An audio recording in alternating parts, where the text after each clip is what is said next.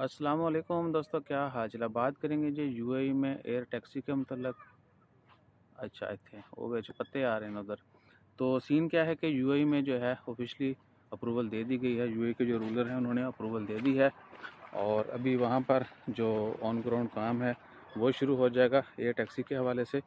और आने वाले 3 साल में एक्सपेक्टेड है मिनिमम, यानी 3 साल का बताया जा रहा है कि अगले 3 साल में यूएई में एयर टैक्सी जो है उसका आगाज़ हो जाएगा और आवाम जो है बाई एयर भी मिनी जा सकेगी, यानी लोकली टैक्सी जो है आप वो भी बाई एयर जा सकेंगे। ग्राउंड टैक्सी तो फिर है ही है। और इवन के ग्राउंड जो टैक्सीज़ हैं, कारें जो हैं, उनको भी है उनका 3-4 साल का प्लान कि 2027 तक वो भी सारी ये कर दी जाएंगी इलेक्ट्रिक।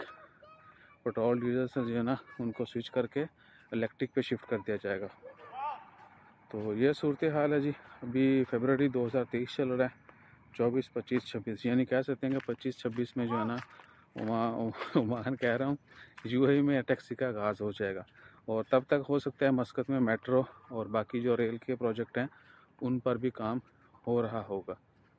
सो मस्कत काफ़ी पीछे है, पूरे जीसीसी का मुकाबला किया जाए, मुआवजा किया जाए तो मस्कत में जो है ना डेवलपमेंट उस तरीके की नहीं है या उतनी स्पीड नहीं है जितनी बाकी गल्फ़ कंट्रीज़ में है। बहरहाल दे नोज़ बेटर, उनके जो प्लान है, जो विजन है, उन्होंने उसी के हिसाब से चलना है। तो अपना ख्याल रखिए, दुआ में याद रखिए।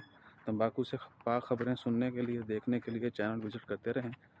सब्सक्राइब भी करो, लाइक भी करो, शेयर भी करो, फॉलो भी करो। जज़ाकल्लाह, अल्लाह हाफ़िज़।